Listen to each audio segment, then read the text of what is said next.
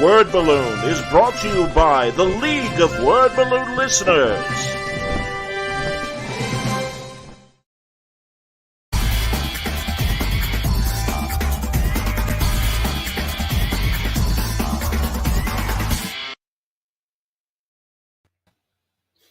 Welcome back, everybody. Time again for Word Balloon, the comic book conversation show. John Suntress here. Jay Faerber, it's been forever, but it's good to see you, man. Good to see you. Yeah, it's been a long time. Unbelievable. And as I was telling you off the air, congratulations. I think I'm always there whenever there's a new Jay Faerber crime comic. Thank you. I'm immediately there. And I love what you're doing over at Panel Syndicate. I want to bring up one of the covers. Sure. Glacier City. Yeah. Fantastic, man. Alaskan cop crime police procedural. Yep. I think the concept is great. I love the locale. And again, it's on Panel Syndicate. And that's great because, hey, everybody, Panel Syndicate is pay what you want. Yeah. And already there are 2 issues that give you 64 pages of story. Yeah. 2 issues and a third on the way that will wrap things up. It'll be a 3-part story. And as you said, Panel Syndicate, you can pay what you want, even 0 if you want. You can put 0 in that box and still download the comic. It's drawn by Michael Montenat, colored by Simon Gao, lettered by Thomas Maurer. And yeah, we're having a ton of fun with this. Dude, I really love it. As always, you find these great artists. How'd you find Michael? Or how did Michael find you? Michael? I think... Trying to think. I believe I was put in touch by a mutual friend when I kind of put out the call for trying to find an artist who could handle kind of a gritty crime book with, kind of realistic setting, realistic people, clothing, that sort of thing. And yeah, gosh, I can't remember who put us in touch, but somebody made a connection, and I'm so glad they did, because Mike has been a dream to work with. Understood, man. No, he's got beautiful art. This is a cover, but it's also an action panel from the second issue. And give people the 10-cent pitch on Glacier City. Yeah, Glacier City is about the only cop in a remote Alaskan town called Glacier that is only accessible through a 2-mile-long tunnel that is so narrow they have to alternate traffic one way because traffic can only drive in a single file in one direction. Wow. And it's based on a real Alaskan town that I've been to called Whittier. And I thought, I took a lot of liberties. They do have more than one cop, but I thought for the drama of it, it'd be cool if you have it's kind of like an old Western. It's a remote town. They have one cop and backup is hours away. And he's on his own against a criminal element. And that's the high concept of it. Absolutely, man. No, it's fantastic. I being a lover of television procedurals, mm-hmm. I hope you see this comparison as a compliment. But it is like Longmire, that fantastic A&E and then eventually Netflix show, but now set in Alaska rather than Wyoming.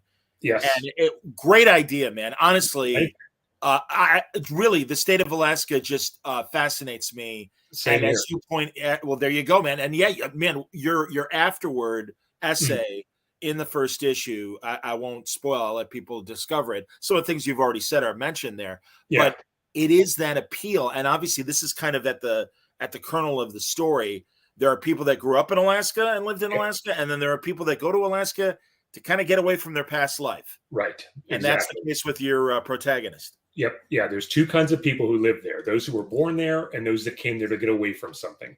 And my cop, Wes Cutter, was not born there. So he's there to get away from something. And we will find out what that is as the story unfolds. I've just been fascinated by Alaska for ages. When my wife and I got together, our first Christmas we spent in Alaska because we wanted to go somewhere cold and snowy. And there's not many places that fit that bill better. No, not in LA, man. Absolutely. As you say in your essay and everything, you're wearing shorts on Christmas Day. Exactly. And as a Midwest guy, you're an East Coast guy, as your wife was. It's like, it just doesn't feel right. And I mean, I have a feeling, should I ever leave Chicago, and I've been tempted by a couple West Coast jobs. Sure. I would find some way. I would miss it, at least from the novelty Yes. Snow around Christmas time and stuff Yeah. like that. Yeah. And the good thing is in Southern California, you can drive 2 hours and be in snow. We kind of went to an extreme and hopped a flight to Alaska, but it was worth it. But I truly envy you, and some of my family has traveled up there as well. And I mean, I don't know when a good time would be, because I wouldn't want to go during the snow. I'd Right. rather see it like, during the spring. Good Yeah. Lord. I mean, we all hear the nightmares of, car batteries, cars constantly going Yeah. to keep the car from dying and everything. Yeah. Just the extreme weather. Hell, Yeah. Barrow, the city Yeah. that Steve Niles and Templesmith got for 30 Days of Night. Yeah. No, I think I always appreciate a good procedural that doesn't take place in New York or Chicago or even LA. Yeah. And that's why Rucka, I thought, did a great job with Stumptown. Agreed. And yeah, man. Well, and again, you've got that same television procedural blood in you. Yeah, I like it. To your point, I like when a setting is a character, because as you said, I mean, we've all seen Los Angeles, we've all seen New York, and there are people who can bring that to life real vividly. Sure. For me, I wanted to explore somewhere else, and I love, like you said, extreme locations, places that are different that I can introduce people to, and that can sort of be a character on their own. No, this is, and truly, Jay, I mean this, it is a great comic book, everybody. I don't want that misconstrued by what I'm about to say, but I could easily see this being adapted into a film or a television property. Yeah. And obviously you've had your feet in both worlds. Yep. So, I played around with that. It for a little while, I even thought about writing it as a novel, but I really wanted the visual imagery to come through. And that's why I decided to pair up with Mike and make it as a comic book first. Understood. I'm actually bringing up some of the art early on that won't spoil. Oh yeah, cool. With some good action stuff. Yep. Like moments like this right here. Yep. Where the cop is going to bring this guy in, and of course the guy's not going to go in willingly. Yeah, and but he doesn't have any backup he can call. What's that? And he has no backup he can call. It's just him. Right. So look at this. Fantastic realistic illustrations here. Just great stuff, man. Great ideas and interesting characters. The criminal family gang, I think is an interesting group. There are some other characters that, I'm sorry. What's your cop's name again? Wes Cutter. Yeah, Wes Cutter. So Wes has a significant other. Yeah, there's the local. She owns a local restaurant and is a native. Yupik, I believe is how you say it. She's a native Alaskan, and but she dreams of going to California. She wants Wes to take her back to California, and Wes is very reluctant. And that's one of the mysteries: is just why won't he go back to LA? What drove him out of it? That's something else that I think is fun to play with. Is I love a good fish out of water, and this is your surfer, Southern California native, now living in Alaska. It was something else that was fun to play with. Honestly, it's great. And truly, like how, again, a remote town would operate as far as, again, being so cut off from everything. Good Lord, you even got a photo of that tunnel in your first issue essay and stuff. And yeah, man, no, it is. It's kind of unsettling thinking of it in that remote. That tunnel in real life, in reality, this town of Whittier, in good weather, they have a marina and they have a little airport, so you can get in that way. But up until, I'm trying to think of how long ago, it was in recent memory, the last 10 or 20 years, that tunnel was just a train track. There were no cars could get in or out. And then they had a big project that they retrofitted it. So now both trains and cars can go through. But again, it's so narrow, only one thing at a time in one direction. I can't imagine. And then they shut it down and reverse direction, and cars can leave the city. So it's just fascinating to me. Wow. Good Lord. I can't imagine. That's insane. Yeah. No, I like I said, I love the visuals. I think it's a really tight story. It's interesting you're doing 3 Panel Syndicate issues. Like I said, we're already at 64 pages. How long is this third issue going to be? The third issue I just finished. I just sent the script to Mike. I think it clocked in at 28 pages, I think. So they're pretty substantial. All told, it's going to be gosh, up around, what is it? Yeah, 90 some pages, I think. Yeah. Total. Yep. So that's, that's in that neighborhood of a Yeah. typical graphic novel Yeah, size. and I think, once it's wrapped up, once it's been on Panel Syndicate for a while, then I think we're going to look into doing a print collection, and whether it's a hardcover or soft cover. But it'll be. I want to revisit. I know Brian Vaughan did his Private Eye. He made a print edition of that. And Yes. Glacier City is also in landscape format, so it would be different than most comics because it would be longer than it is tall. Sure. Yeah. But that's a pretty cool format, I think. So we're going to look into that down the road. Honestly, Jay, 20 years ago, when even On the Stands comic books would go to that widescreen format, I think it's brilliant. And I think it's a better opportunity for more dynamic pages and panel procession. So I love it. And also, I am curious, why Panel Syndicate? I just wanted the freedom. I like the freedom of Brian and Marcos. They're not involved at all. Like, we just send them the book when it's done, and they put it up on Panel Syndicate. And I just wanted to try sort of I like the do-it-yourself kind of feel that they have. And I just thought, let's give it a shot and see what happens. Are you happy with how the experiment has gone? Yeah. I mean, it would be different if I didn't go into it expecting to, because I paid for this out of my pocket. I paid Mike and get my other collaborators for their work, because I can write this pretty quickly. Artists, a lot more man hours involved on their 100%. Yes, sir. So I funded this, and I didn't go into it thinking like I have to make all my money back or it's a failure. So it hasn't. I have not made my money back yet, but I'm happy with the results and just with the kind of reach of the audience for sure. I was going to say, good awareness. Are you do you feel that way? Also, again, because you are offering it for free. And truly, I want you to make money. But that said, it's like, hey man, especially right now, times are weird. God only knows where you are in your economic sense. Exactly. Various people of the audience. This is great, and truly, I'm going to throw up a couple other old covers of Jay's, like Near Death. Oh yeah, which I'm a big fan of course, back in the day. Copperhead, which I believe might have been the last time you and I talked. Yeah, it's back been in the a while. day. Yep.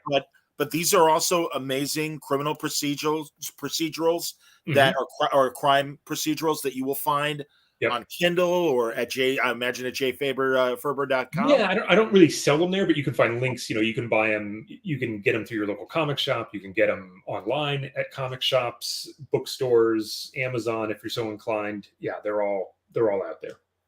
I mean, that's what I'm saying, man. You always find these great collaborators to visualize your stories. I think it's great. It's interesting that you were thinking about making this a novel.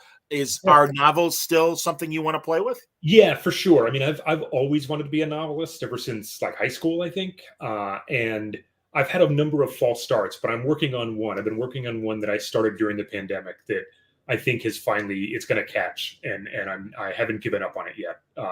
And I've got it outlined, so I know the story. And at this point, I'm probably halfway through, I would say, of at least an initial draft. But it's a Pacific Northwest set crime thriller mystery, whatever you want to call it. It's kind of a big stew of all my favorite things. I think it's going to be fun, but it's a hobby. It's something that I just kind of carve out time for here and there in between, my quote unquote day job of TV. I hear you. Are you able to say what TV show you're currently on? I'm not on a show at the moment. Okay. I did 2 seasons of Supergirl, and then I did a freelance episode of another show that I'm not allowed to talk about yet. But hopefully we can talk about that before too long. Okay. I have some developments, some pilots that I'm pitching and trying to set up at the moment as well. Jay, that's great, truly. And again, not only Near Death, Copperhead, but going back, I mean, you've done significant DC and Marvel work as well. Yeah. On the Titans, Iron Fist, to name a few, Captain Universe at Yeah. Marvel. But I first discovered you literally, good Lord, 15 years ago. I'm sorry, it's blurry, but Noble Causes. And and then of course the follow-up to Dynamo 5. Dynamo 5. Both of those were fantastic independent superhero stories where you said something beyond what DC and Marvel normally give us. Noble Causes, you had me at a low. It was a superhero soap opera, That's right. essentially. Yep. And it really had that kind of classic Dallas or Dynasty Mhm. feel of the outsider that marries into the superhero Right. family rather than the rich family. Yeah. And hilarity ensues or calamity ensues, depending Yes. on how you look at it. But Yeah. no, entertaining as fuck. I love Noble Thank Causes. you. Yeah, a big influence on Noble Causes. It was for sure 1,000% a soap opera. It was also inspired a little bit by memories of my mom waking up in the middle of the night or super early in the morning to watch Prince Charles marry Diana, and how that just captivated the entire world. And so that was a little bit of Noble Causes as well, of this Sure. normal girl marrying into this incredibly famous, powerful family, and with the whole world watching. So that was the kind of kernel of our way into that. And yeah, that's the longest running book I ever did. We did over 40 issues of it. It ran for, I think, 8 years.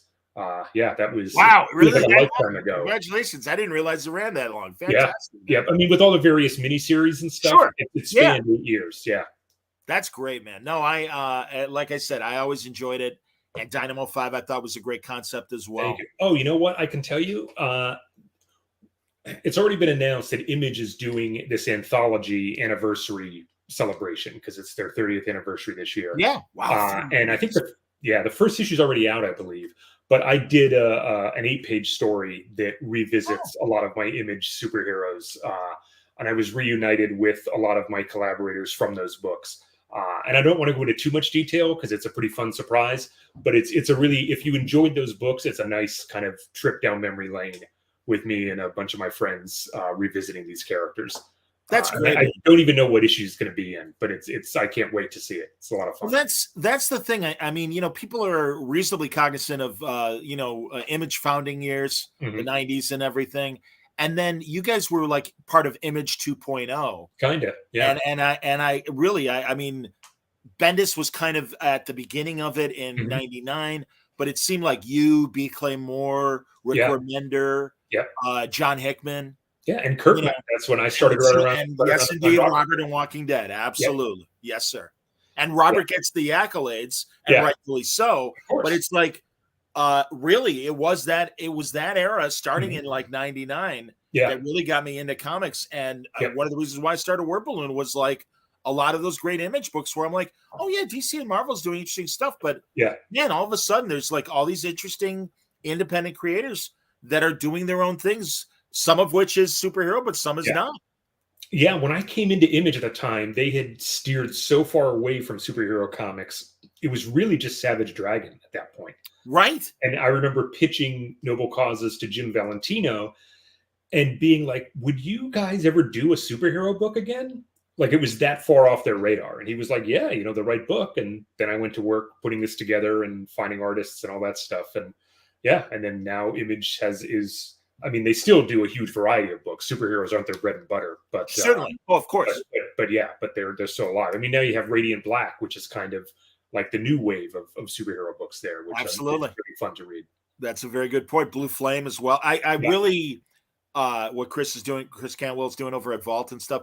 Honestly, alongside Image, I think Vault does a great job. Certainly, Aftershock, Word Balloon sponsor, does an incredible job, and these other companies have really found their niches in terms of giving us really great entertainment. And that's why I can appreciate the frustration of prices on some of your favorite DC and Marvel books. It's insane.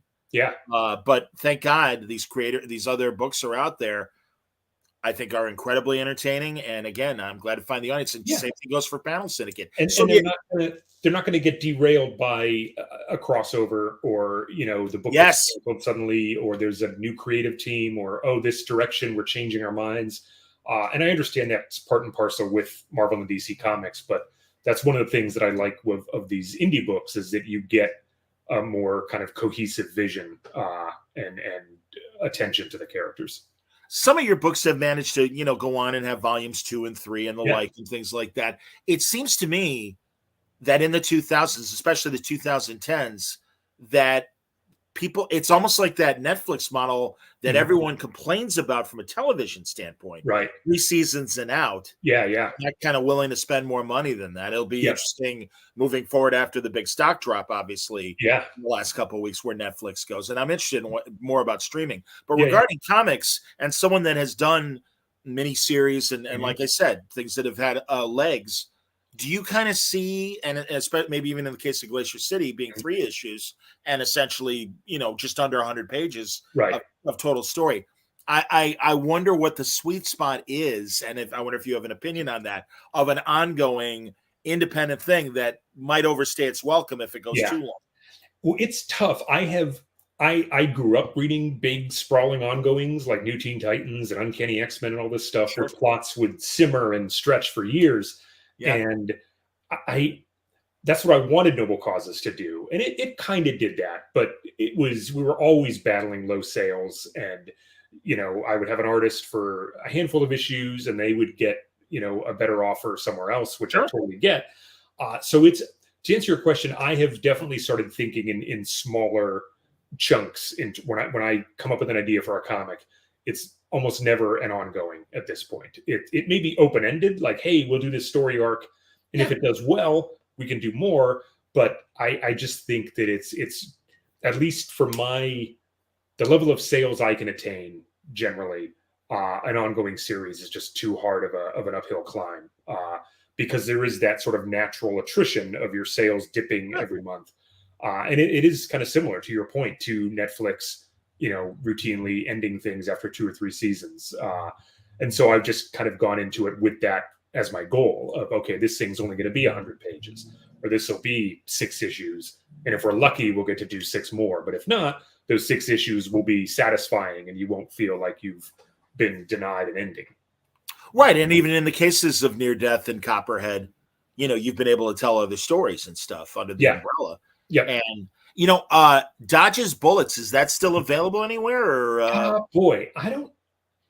That's the first thing I read of yours that was not a superhero, but that was the first crime thing I ever did. Yeah, it was just a little 80-page, or no, not even 80. It was like 48-page mystery comic. I don't know if it's actually available to order. I know you could find it, like you could track it down on eBay or at used bookstores, but I'm not sure if it's technically available for reorder. I don't think it is at this point, but I'd have to look. Well, do you still have full rights to it? Yes, I do. Would you ever represent it at some point? I haven't thought about it, but probably. Yeah, it's been a long time since anybody's seen it, and I'm still proud of it. And James Francis, the artist I partnered with on that, he and I just got back in touch recently, and he's developing his own book. Great. I'm trying to think, it might even be on Kickstarter now, or if not, it's going to be soon. But yeah, check out James Francis. He's come a long way since Dodge's Bullets. I was going to say, well, even back then, great indie style. So I would be curious to see what his stuff is today. But yeah, man, no, that's honestly, Jay, I think that might've been the moment where I'm like, okay, yeah, the guy can, you had written Teen Titans and stuff for DC at that point that I was aware of. Yep. And all of a sudden it's like, well, wait a minute, this guy's got more than superhero shit going on. I'm going to pay attention to it. I was feeling typecast a little bit of the teenage teen book superhero guy. And I mean, it's my own doing. I like that stuff. Sure. But after a while, I began to I still love mysteries and crime, and I want to scratch that itch. And it's that I have never sufficiently scratched that itch. It's still the genre that I like the most, I think. Fair enough, man. We're talking to Jay Faerber. We're going to talk more about comics, but also get into not only his own television work, but he and I are suckers for a lot of classic 70s and 80s TV fare. So I imagine that might be part of the conversation when we come back. More with Jay Faerber right here on Word Balloon. Stand by.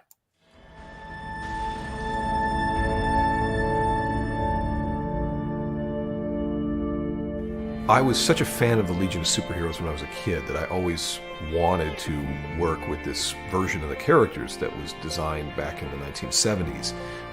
They all had kind of sexier looking costumes that provided almost bikini-like effects for a lot of the characters, both for the men and the women. And there was a sense of the liberation of the age in the 70s. Long hair came into vogue, and There was a lot of feathered hair in some of the cases for the women, and it was designed by one of my favorite costume designers, the legendary Dave Cockrum, who designed the modern X-Men as well as the original Guardians of the Galaxy. And he did this first. He gave all these redesigns to every character. So when I got to create this single painting, I had no gig that had demanded it. It wasn't a deal I had made with anybody, so I started on the piece of art, worked on it for off and on through a year, pitched it to get it made into a print, which it luckily got accepted because it otherwise is a version of the characters that was no longer standing. This was sort of my love letter to the artists that defined that era and characters that really impacted me when I was a young child.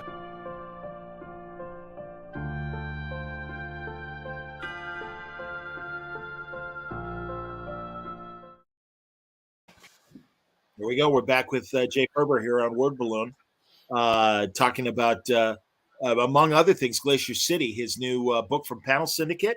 2 issues are out. Third final chapter coming soon. And I don't know about soon, but it's coming. Okay, eventually. Well, I understand, man. No, is Michael working on other stuff? He has another gig he's doing, and he has a day job, so he does this. He's pretty fast, but when you're juggling multiple things, there was a gap of over a year between the first and second issues, and we're hoping that it won't be quite that extreme this time. Understood. Well, again, here's a great panel, and also what serves as the cover for issue 2. You won't be disappointed, everybody. Truly, right now, 64 pages of story spread over 2 issues, like 40 or so in the first and 24 in the second, I believe. And also great back matter as well. So you won't be disappointed. Absolutely, man.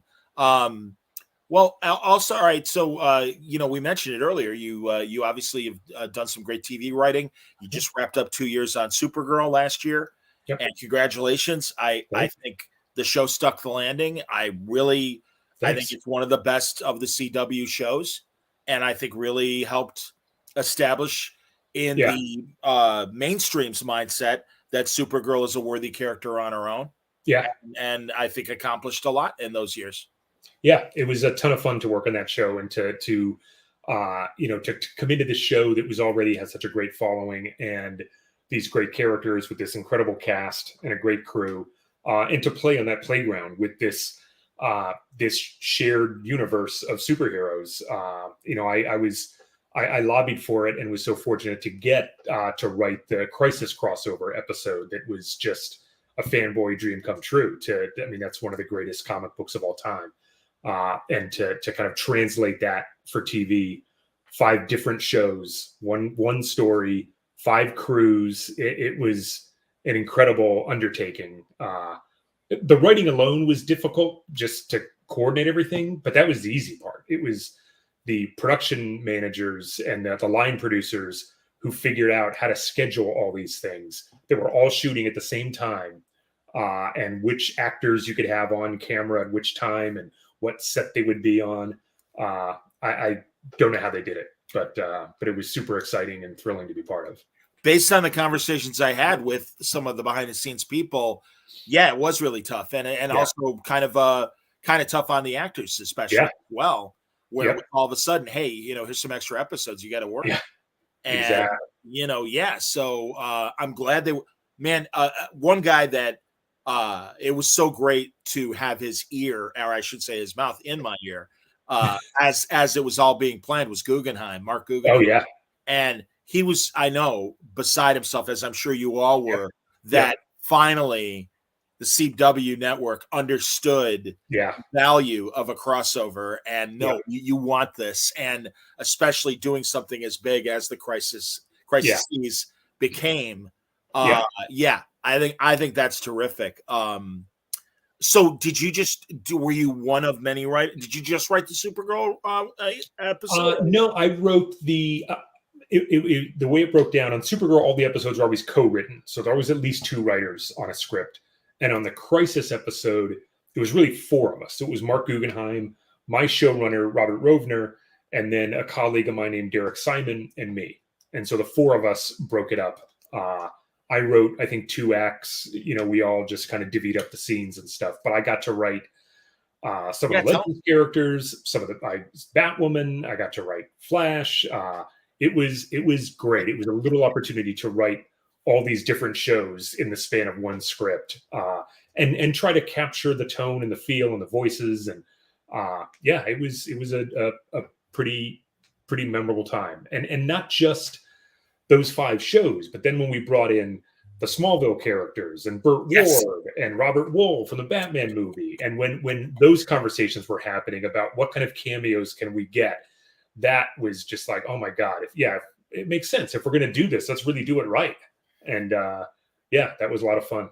You remind me of my buddy Mitch Halleck, who does the Terrificon convention in Connecticut, which is coming up in July, end of July, everybody. And you'll be hearing some Word Balloon commercials and also guests related to Terrificon in the weeks ahead. But Mitch is always very proud that he had Robert Wool at one of his shows and had heard that the Crisis thing was coming, and Guggenheim happened to be at the show, and he's like, "Hey, you can get Robert Wool," and he's like, "Oh my God, that's amazing." Idea. I hadn't heard that. That is amazing. Yeah. So absolutely. And at the very least, he put the bug in Mark's ear. Yeah. And then obviously it happens. So Mitch is happy to claim credit. And hey, man, that's awesome. It is some of the behind the scenes stuff. I'm not sure if I'm getting this right because my memory's a little hazy, but I'm pretty sure a writer named Sterling Gates, who he was on Flash at the time and had written the Supergirl comic. Sterling. Yes, he did. I believe he had sat next to Burt Ward on an airplane going to a tour from a convention or something. And Burt now has like a dog food company. He's like a huge dog lover. Yes. And it was something about like, if I remember it right, Sterling had said like on the cans of his dog food is his personal phone number so that you could call him if you had a complaint about the food or something. I might be misremembering this, and I don't know if that's actually how we contacted him, but I do remember that being discussed when we were like, wonder if we can get Burt Ward, and Sterling being like, I have a Burt Ward story. That's amazing. Yeah, wow. Pretty Good amazing. Lord. No, and thank God, man, because again, sadly, it's only been a few years ago, but when we lost Adam West, that was a knife in our hearts. Yeah. And God, oof. I mean, I'm sure right now I'm no famous nerd celebrities are coming, other than of course Neil Adams passing away this week. Yeah. But yeah, it's great that Burt got to do that. Yeah. And then then we got to have the first on-screen appearance of Kevin Conroy as Batman. Epic. In the Batwoman episode, which was absolutely, man. Yeah. Yes. Oh God, it was, and it was so satisfying that finally he gets to be an on-camera Bruce Wayne. And I'm pretty sure, again, I hope I'm remembering this right. I'm pretty sure that was the brilliant idea of Keto, who was the Legends showrunner, one of the showrunners. I think she had that stroke of genius when we were talking about, do we want to have Batman? Who should we get? And I think it was her who had that idea, and we all devoured it. I'm bummed that speaking of Legends, I'm bummed we're losing Legends. Legends is a great show, but again, I also have to be honest in terms of, I think, and I don't think this was the case in Supergirl, because I really do think that what you guys played with showed that there were a lot more directions that it could have gone on. But I do think some of these Arrowverse shows have run their course, and it's like, maybe time to move on to other ideas. I can see that. I do wish that Legends had been given a chance to wrap things up. Like it sounds like they don't have a real finale. So that's unfortunate. I wish they would have, even if it was just, a movie of the week or a short, 6-episode season or something. That's too bad that they didn't get to really, because they have such a devoted fan following, and they're such lovely characters that I wish they would have gotten a real send off. But they had a great run, to your point. And really, that was the fun show that I still did watch with a passion. I'll even confess that my CW superhero watching has diminished over the years. And I love Superman and Lois. In fact, we'll be having a conversation with Jeff Johns in the next couple of days, hopefully. Oh, cool. I'll say that much. Unfortunately, we were supposed to talk yesterday, but schedules, you know how it is. He's constantly busy. Jeff's a busy guy. Yes, absolutely. I'm through. Good Lord, we hadn't talked for 10 years. Oh wow! And then when Stargirl came out, I'm like, come on, man. Yeah, yeah. And he's always sweet about it. He was never a dick about it or a jerky in any way. He's always been an incredibly good guy that I've known for literally 17 years. Yeah. And he's like, I know, I'm so sorry. I'm like, hey man, you're making the donuts. I would say the same to you, Jay. And I hope you reach this point. It's like, I would rather you make the donuts than come on my show and talk about making the donuts. Yes, exactly. That's what we want, the donuts. It's all right. Make them. You can't have one. You got to have one before you can have the other. Yeah. Right. Absolutely, man. So, and that's why I wish you, as always, good success with whatever might be coming up. Yo, we got a question. Hold on a minute, I think. All right, Mike. Mike is here. Mike says, I like Tyler Hoechlin's Superman. What was most important to you, Jay, when it came to portraying this new iteration of Superman? Let's see. I mean, I didn't really have anything to do with selecting Tyler, of course. He had already been playing Supergirl when I joined the show, and I'm not involved with his show. I'm a big fan of it, and I have friends who work on it. But I think what's important for Superman to me is that balancing his immense strength with his immense heart and his kindness.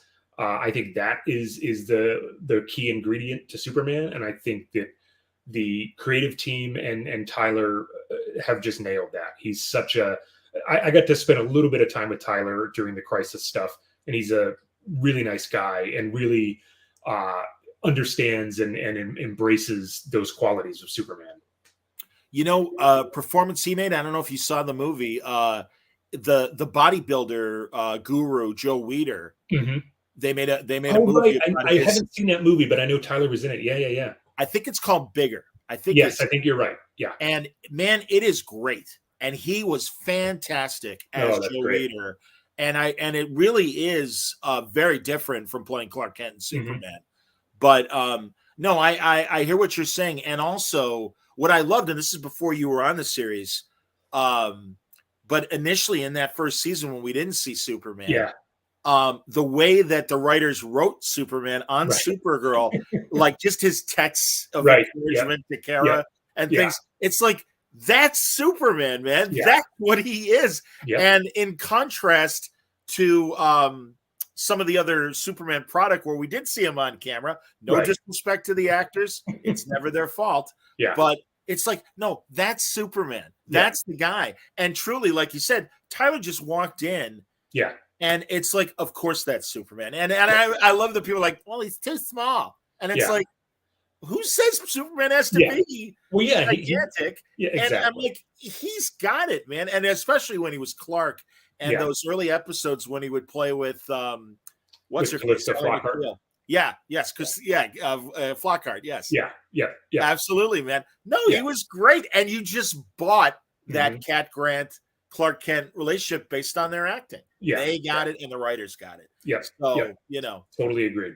Absolutely. And Sterling, obviously, like you said earlier, great Superman and Supergirl writer on his own right before getting the TV opportunity. I got to check in with Sterling. I don't know what he's doing these days. Yeah. He and I text occasionally, but he's still around. He's still kicking and working on stuff. That's cool. And tell me about the showrunner while you were working on Supergirl.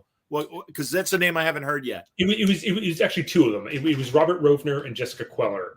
And Robert was the one who kind of took point on our Crisis episode. So that's why I mentioned him.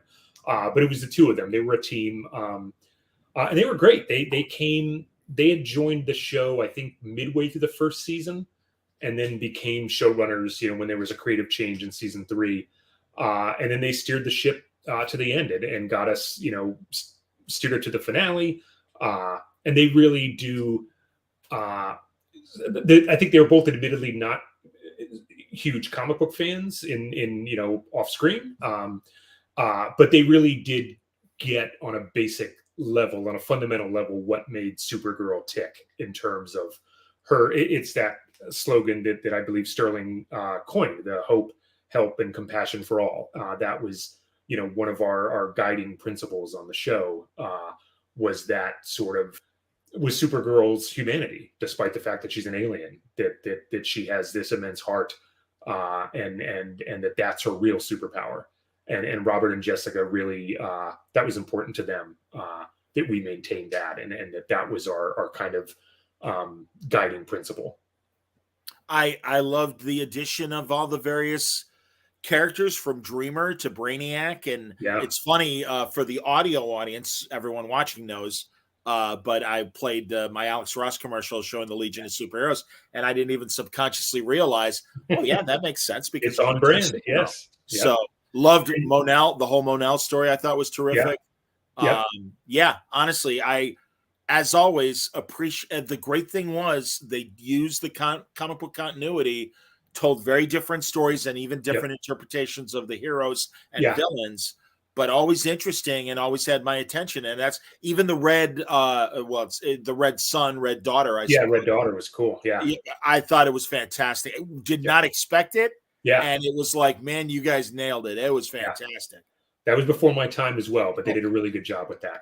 And the you mentioned Dreamer a second ago. What was really cool about Dreamer is seeing that interpretation of the character now being brought into the comics. That's pretty fun. I would imagine. I assume she'll be in the or they'll be in the DC Pride issue that's coming up. Yes, and Nicole Maines, the actress who portrayed Dreamer on the show, is writing some of these appearances, and Nicole's awesome. So that's terrific. Seriously, that's to see that happen. Fantastic, excellent, man. And Kyler Lee, is that how you say? Kyler, yeah, she was great, and I think a great addition. Tremendous. And a very interesting character and stuff, and her storyline, I think, was well executed. Yeah, man. No, and also right from the start, and again, years before you joined, but just the embracing of shame on me again, Supergirl, the actress. Oh, Melissa Benoist. Thank you. And I never knew if it was Benoit or Benoist. But no, Melissa, man, she just immediately in that pilot got it. And just how, again, so many fans are like, God, that adorable shot of her with, I don't remember if they were Girl Scouts or Campfire Girls. Oh, yeah. They're all just, and it was like, man, there you go. Yeah. That's good. Jimmy as an adult and a very different Jimmy Olsen, but I loved it. Everything. No, goddamn, I can't say enough good things about Supergirl. And like I said, it stuck the landing. Yeah, a really fun interpretation that I was really proud to be part of. Totally, man. How about Zoo? And and you also, I know you did a show called Starcrossed that only did one season. But tell me about Zoo, because Zoo is kind of an interesting limited series. Yeah, concept. It was. We did 3 seasons. It was it was a CBS summer show that they had for a while. It was, we did, I think, 13 episodes a season, and it aired in the summer. And it was just supposed to be like a big popcorn adventure. Yeah. And it was based on James Patterson's novel, but we took tons of liberties.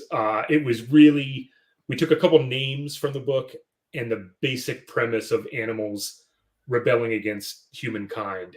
And that was it. The story and the reasons, all of that, we just invented with James Patterson's blessing. He encouraged us, just do whatever you want, make it work however you want, like just make it fun. And we did.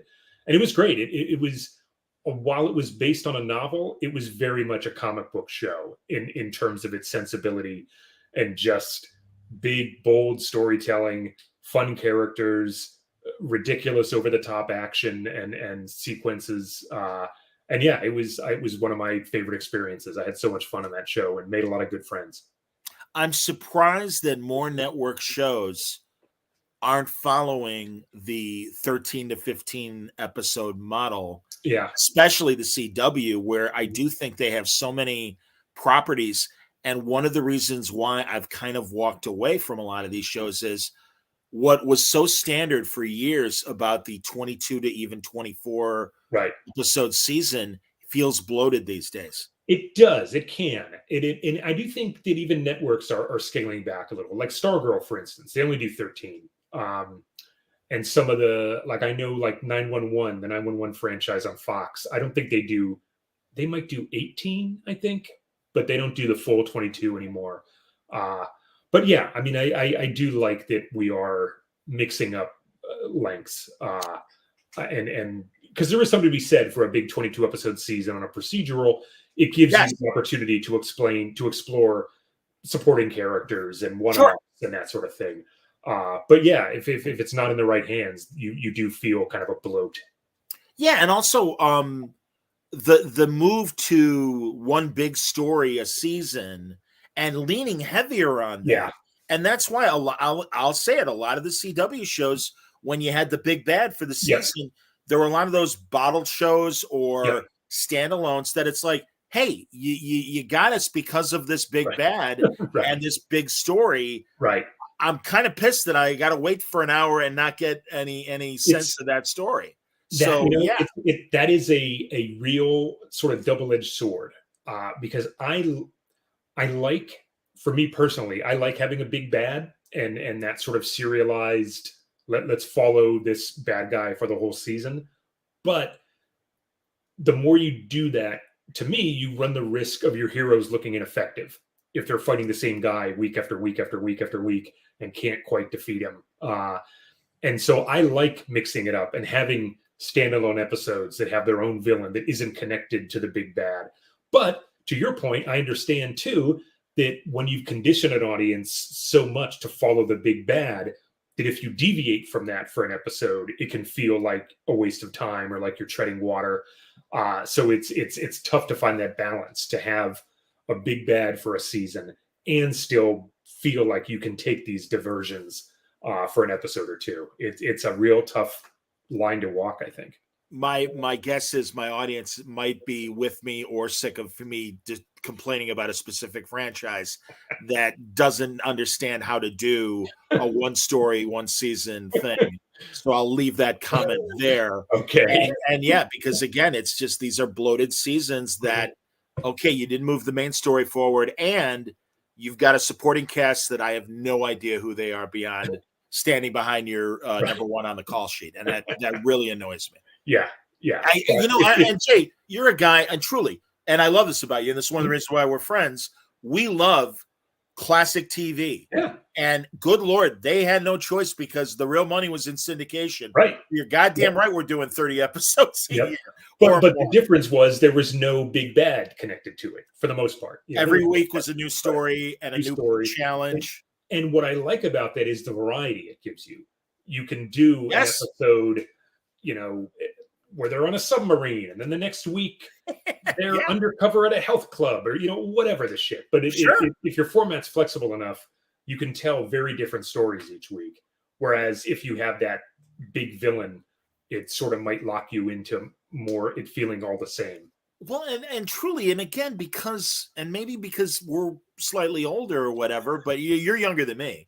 But regardless, it is that I'm really disappointed at some of the writers' rooms that we're getting. And I don't mean to pick on your union brethren or anything like that. But truly, it's like either they're hiring the wrong people to do it, or maybe the showrunner themselves, they just don't understand that. It's like, God, we see these people on screen.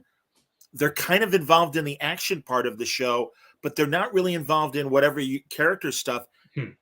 And they seem like they're almost stand-ins. They're extras without lines. And it's like, we should know more about these people, and especially some of these what were ensemble shows that now supposedly are, well, no, we're really only focusing on one character. It's like, interesting. Yeah. And part of that, it's tough to know where to lay the blame there, because it could even go beyond the showrunner. It could be the studio or the network that knows what they think their audience wants. And like, no, you got to focus on these characters and do this. It's hard to say, but yeah, it bothers me as a writer. I will frequently pause the TV and turn to my wife and be like, all right, here's why they're doing this. And I'm sure it annoys the crap out of her, but it's hard to turn that part of my brain off sometimes. Well, I was going to say, can you, because I've heard this with other screenwriters or directors and people that are involved in the business. And when I say the business, I mean, of course, the industry. That's a Paul Schaefer quote from the old Letterman days. But can you watch and enjoy a story? I can, I mean, it's easier for me to watch, to really not do that if I'm watching an older show. Like if I'm rewatching an old, a Columbo or whatever, I can completely turn my creative brain off and just watch that. But if I'm watching something today, it's much harder for me. Potentially because I know somebody who's on it, or I've worked with one of the actors before. Like I know a little too much behind the scenes. Sure. But I still watch a lot of TV, and I can turn my brain off and just enjoy it for sure. Well, all right, let's start with retro stuff because again, right. you know me. And also, isn't it great that so many of the free streamers are throwing up some of those shows like, wasn't it called Beyond Westworld from the 80s? Yes. You know, I mean, and of course, Warner Archives, even prior to them really getting involved with streaming, were doing great DVD sets. I bought recently Search. The very early 80s TV show that is hilarious because today it would be like, yes, so I spent these days of body cams on cops and everything else. This was a secret agent show for people who don't know, where they had covert like microphones and cameras on their person. And again, this is like 1980, so kind of 70s hangover as far as fashion and stuff. But like Doug McClure had a pendant that had a camera, and it was Hugh O'Brien. Not Hugh. Was it Hugh O'Brien? It might have been. I think so. I've never seen the show, but I'm aware of it, so I know what you're talking about. And Tony Franciosa, right? And they were the three agents, and they would kind of rotate. And Burgess Meredith was the spy master, and he was operating from like a mission control sort of setup, and all these monitors and stuff, and it would be in the ears of these guys. The whole conceit was that these are secret agents that can infiltrate and get video and audio of these like criminals. Oh, funny. It only lasted one season, but I mean, I was thrilled by it and stuff, and now it's like, big deal. I mean, do you still enjoy it, or is it just the nostalgia factor? No, it's horrible. It's unfortunately oversimplistic, and it was a Leslie Stevens show, the guy who created Outer Limits and was involved with Galactica. I mean, this guy really, Leslie Stevens. We did a whole Gabe Hardman and I and Jeff Parker and Ian Brill. You did your Outer Limits thing. Exactly. And truly, I mean, we really leaned on Stefano more so than we did Leslie Stevens. But truly, when you think of like all the different shows he was involved in, he's a great genre fiction producer that doesn't get the credit and should be in the conversation with the Belisarios and the Glenn Larsons. Larson, interesting. I wasn't as familiar with that name. I'll have to do more of a deep dive into his body of work. Oh yeah, no, you really oh wow, look at all the different shows. I mean, it's pretty impressive. So are there any gems that you're finding on the free streamers that we can point people to? I'm trying to think of anything super obscure. I know Crackle has a ton of, because they're Sony, and so they have a ton of old stuff that they put up there. Like, I mean, I have to be diplomatic. You can even broaden it to comedy or whatever too. Well, no. I'm more thinking of like there's just weird, obscure like one season shows. Like they have an old show from the 80s called Houston Nights. It was a New York City cop.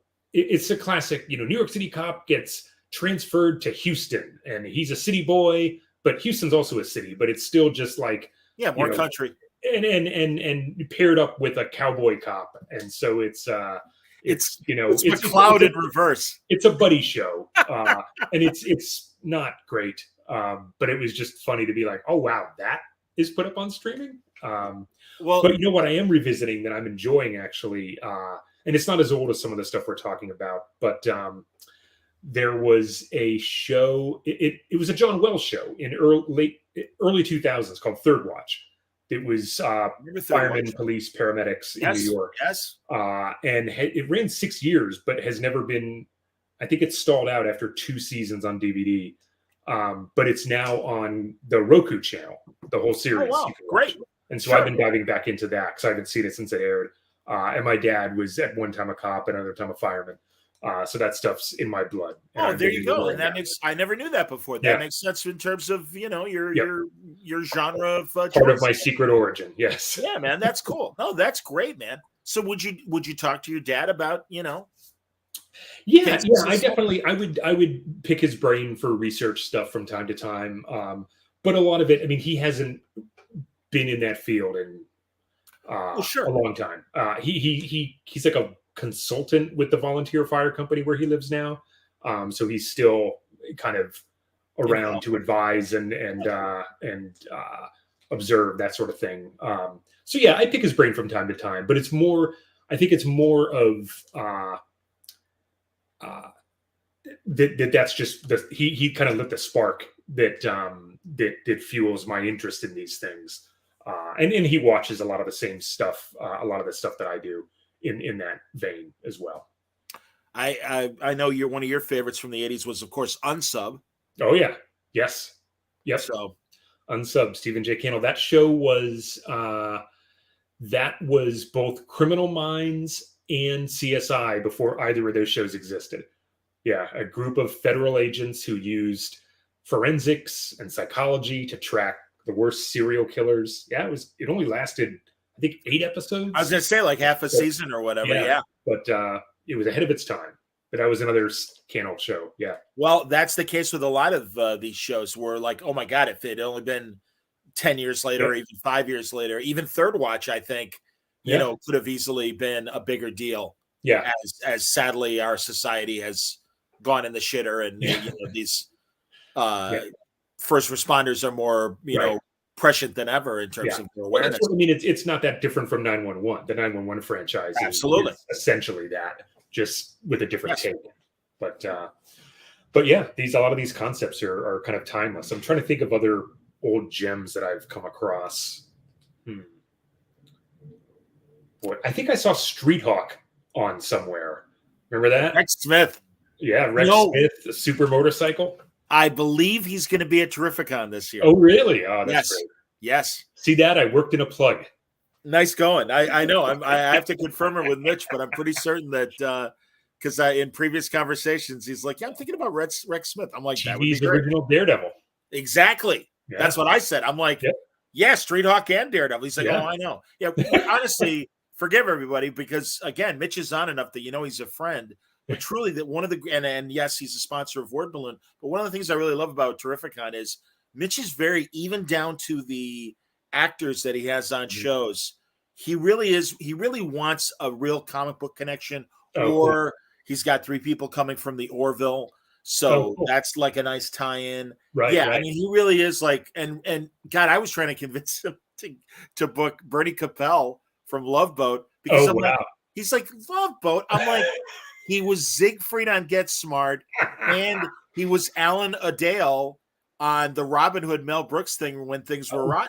Right. I'm like, that counts. And he's like, yeah. And it made him think a little bit longer, but he hasn't pulled the trigger yet. And I'm like, come on, man. It's Bernie Capel. He's got 1 million stories. That was a valiant effort on your part. I'm always pitching these old guys that nobody knows. Exactly. Sure. Although they should know Bernie Capel. Good Lord. 11 seasons on the Love Boat, for Christ's sake. No kidding. And that's another thing. I'm like, do you know how many moms and grandmothers are going to be thrilled to meet Doc from the Love Boat? Yes. I'm like, you know, oh, that's funny. Yeah. All right. Wayne says, don't forget the Shazam guys. That's right. I think John Davey might be a Terrificon. Second Captain Marvel. And of course, Michael Gray, Billy Batson. We talked about, there was a draft in the Crisis crossover where we were going to get some of those guys, and it didn't actually shake out, but it was briefly considered. I don't know if they were ever approached, but there was an outline floating around where they were part of it. We had talked briefly about getting one of the guys who'd played Superboy in the early 90s to appear. But at some point, it's a matter of just money and time. And, I understand. You know, we didn't have infinite room for all of them. God, the scene that they did with Tom Welling and John Cryer was, I mean, and really good for John Cryer. Good Lord. And that's a big Supergirl Colonel, but also just nice redemption for Lenny Luthor to be able to come back as a much more mature man and really be a great Lex Luthor. And he was a great Lex Luthor. He was sensational. And part of it, I think, was fueled by him wanting to right the wrong that people may consider Lenny Luthor to be. And again, not his fault, kid. No, hey, you want to be a big budget movie? Sure. But he was such a great Lex and such a kind of out of the box choice. Again, he was selected before my time, so I don't know the process by which they came about him, but yeah, he was great, and I loved. I got to spend some time with him, and he's terrific. Do you have from the 2 seasons Beyond the Crisis episodes that you were proud of? that you could Yeah, talk I mean, I was proud of everything we did, but in Sure. particular, there was an episode in season 5 called Reality Bites that was sort of a quote unquote very special episode that dealt with trans people being attacked. And it was kind of a spotlight on Dreamer. And so I wrote it with a colleague named Dana Horgan. And we consulted with Nicole Maines a lot, and kind of, she was kind enough to let us kind of pick her brain, and she helped sort of shape the story a little bit. And that was really, like, I felt I almost said burden, but not a burden, a responsibility to do that story justice. Sure. And I think we nailed it. Nicole seemed happy with it, and we got a lot of positive feedback. And so that one in particular, I'm proud of for a lot of reasons. And it was just a fun episode to make. It was during a big snowstorm in Vancouver, so we had a snow day in the middle of it. But yeah, it was that one in particular I'm proud of. So were you on the set a lot? You mentioned Vancouver. I went up for at least, I think, 3 or maybe even 4 times for my episodes. Yeah, because they were always co-written, so we didn't only one of the writers would go up. Okay. But it was, and then in the second season, in season 6 that I was on, we did that during the pandemic, so writers didn't go up for that year. But I went up a handful of times in my first season and got to work, with the cast and with our incredible crew, and we had a lot of good directors. So yeah, it was that was another part of what made that show so fun for me, is being involved in the physical side of production. Talking to other writers and showrunners, I've learned that, sometimes they'll afford writers and associate producers a chance to really get into the production beyond whatever the actual title of your job is. Right. Being part of Video Village, the post-production process and things like that. Did you learn a lot of that stuff as well? Yeah. I mean, on Supergirl, I had, by that point, I already done a lot of stuff on Zoo. Zoo was more of a training ground, I think, because I was not as experienced then. And on Zoo, I had the same kind of showrunners who would send us to set and let us be more hands-on in production and post. And so, yeah, I've been fortunate to work to do a lot of that behind the scenes. Very cool. No, that's great, man. And hopefully that's obviously more training for that time where hopefully you'll get the chance to be a showrunner yourself and exactly these concepts that you're working on. Yeah. Here's hoping, man. Absolutely. Well, again, you had me at hello back in the day with Noble Cause. And that's why I'm glad that we're still talking and that you're doing so well. I remember when you first went out for the writers program at Warner's. Yeah, that was like 11 years ago. Yeah. Wow. Yeah. Yeah. Jesus Christ. Yep. We're getting old, man. How long between taking that and getting on a show was the period? It was pretty quick because I did the Warner Brothers program. It started in like October of 2010 or maybe November of 2010. And then I was on a show in May of 2011 because the program ended, I think, in April of 2011. And then they send you out on meetings for any of the Warner Brothers shows that are staffing. So I met on a handful of them, and Ringer was the good fit. Sarah Michelle Gellar, right? Yeah. Ringer? Yep. Sarah Michelle Gellar. Does that process still exist? Yeah, the Warner Brothers program is still in operation, and it is still it's open to anybody. I mean, you have to submit a writing sample, and there are some essay questions, and it's not a paid position, so you have to either live in LA or make your way out here. But they have I haven't kept up with it, but for a time they had a great track record in that most of the people who went through the process landed on a show. In my class, I think there were 9 of us, and 8 of us got on shows. So it's very competitive, but if you can get in, it really sets you up for a position on a show. That's great, man. And it's more than Warner Brothers for people listening. ABC Disney has a program. NBC Universal has one. I believe CBS has one. So these are all sort of their training grounds for new writers. And so if you're interested in screenwriting, look them up. There's information online about them. That's great, man. Because honestly, I'm a big Star Trek person, and I was listening to one of the Trexpert podcasts, Mm-hmm. and they had a former Deep Space Nine. I also think he wrote for Voyager guy, and they were doing a show that he made like literally 30 years ago, and he was talking about when Star Trek had the open policy. Yeah. And and obviously they don't anymore, but now instead we do have these these writer schools. Incubators. Yeah. So that's great. Shows like Star Trek, that was back from a time where you could just send in a script, and if it was good enough, they would make it. His story really, it's on the most recent episode of the Trexpert Screening Room, and they do a commentary on the Deep Space Nine episode For the Cause, which is a great episode. But he really does go step by step from him initially writing a spec and how it got vetted, and the process that ultimately led to not only, like, he even had a concept that made it to Next Generation. He doesn't get the writer credit for it, but they're like, listen, we can't, we gotta take your concept, turn it into a script. We can't give you the credit, but we really appreciate it, and if you're cool with this, we're not going to forget this. And it led to a couple episodes, so it really worked out for him. Yeah. So pretty amazing. That's great. Well, there you go. So yeah. Well, Jay, honestly, as always, great to see you. Yeah, this is fun, man. It's been too long. Whenever you got something new and you need to talk, throw up the bat signal, and much like Burt Ward, I'll come running. And remind everybody once again, Glacier City, it's at Panel Syndicate. The first 2 chapters are already up. It is a great crime procedural. It takes place in Alaska, which makes it unique in itself. The art is amazing. It's Michael, forgive me, say his name again. Montenat, Michael Montenat. It looks great. It reads great. You will not be disappointed. I love crime comics. I can't recommend this enough. Thank you. And truly, when I saw it pop up, I'm like, oh, Jay's writing that. I got to talk to Jay. So here we are. Thanks, man. So, absolutely, man. And let me know when you're able to talk TV more and stuff. I always want to hear what's going on with you. So will do. Always a pleasure. Thank you, buddy. Thanks everybody for watching. Yeah. We got a few things planned for Word Balloon this week. They may or may not be live, but be patient and enjoy the program that comes. And it's going to be a great month of May. I can promise you that. So until next time, stay safe, stay happy, stay healthy.